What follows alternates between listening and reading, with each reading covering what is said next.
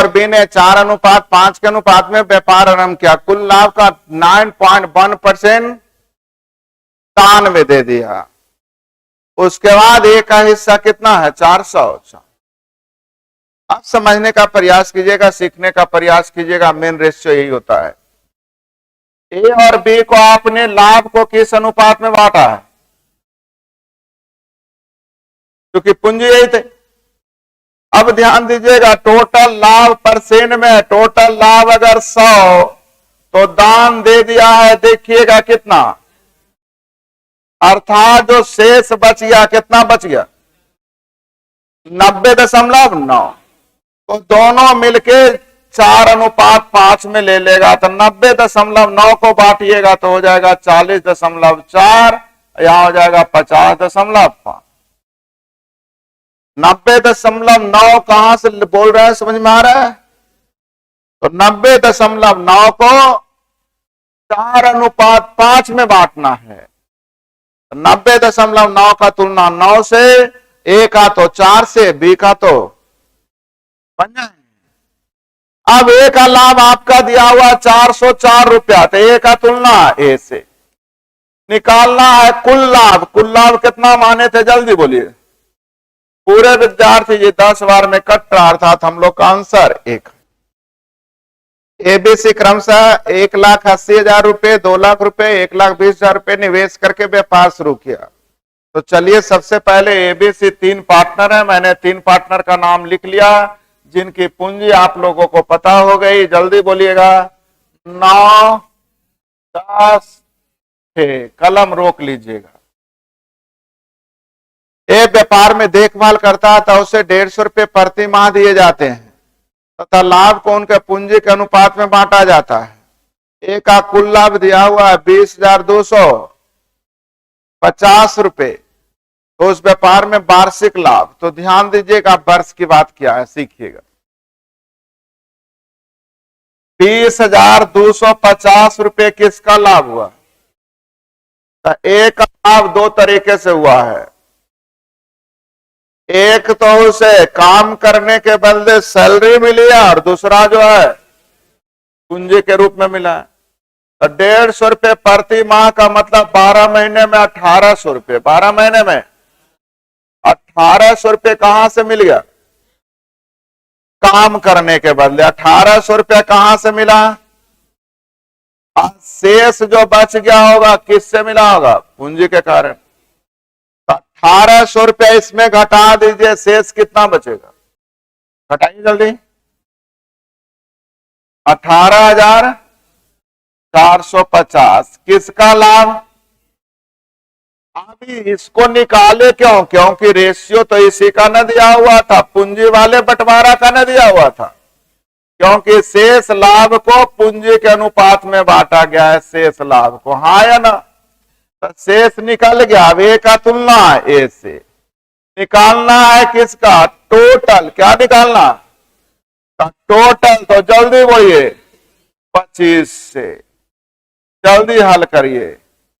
9 दूनी 9 5 गुना करने आ जाएगा, तो 1800 प्लस 0 25 25 25 से बाकी 1 51। यस या नो?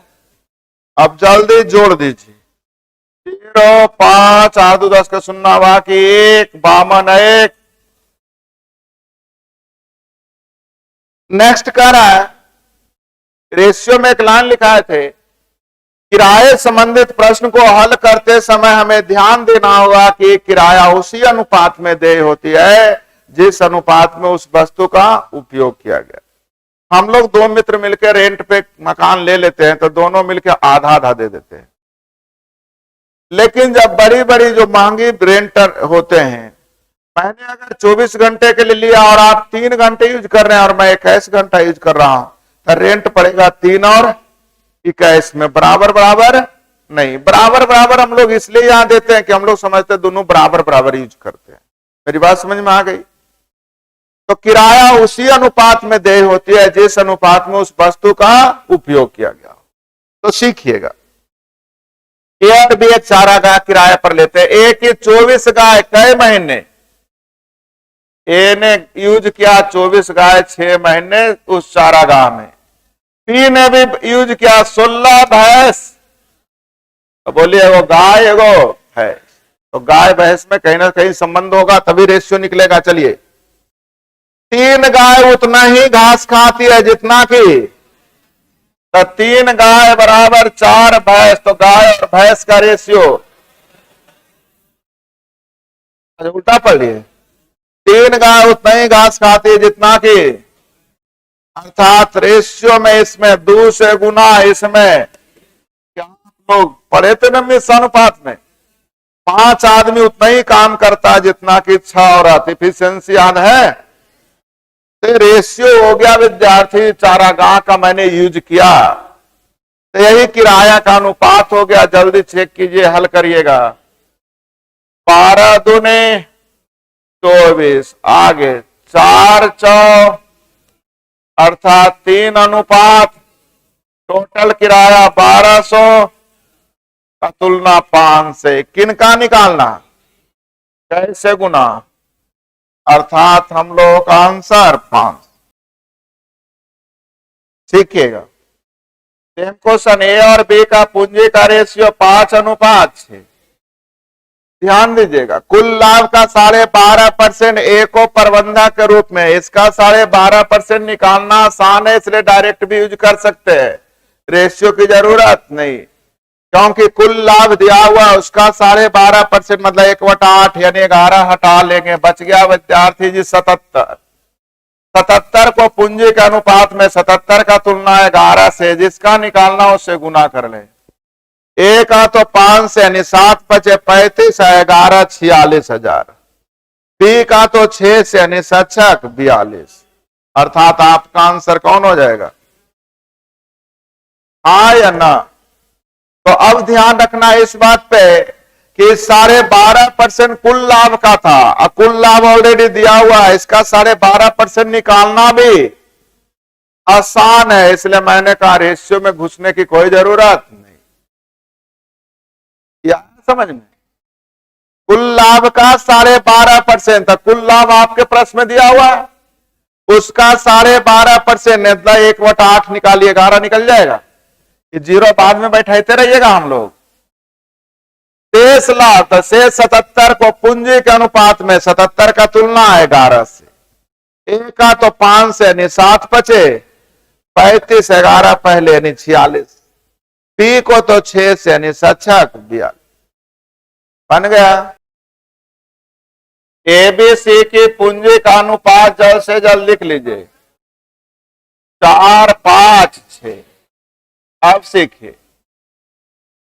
व्यापार के प्रबंधक देखने के लिए एक को वार्षिक लाभ का 25% मिलता है। अगर वार्षिक लाभ कहीं दिया रहता तो उसका 25% निकाल के पहले एक को दे देते, लेकिन वार्षिक लाभ कहीं दिया हुआ नहीं है, मतलब 25% का यूज अभी होने वाला नहीं। अब बोलिए अब क्या करें, तो तरीके सीखिए।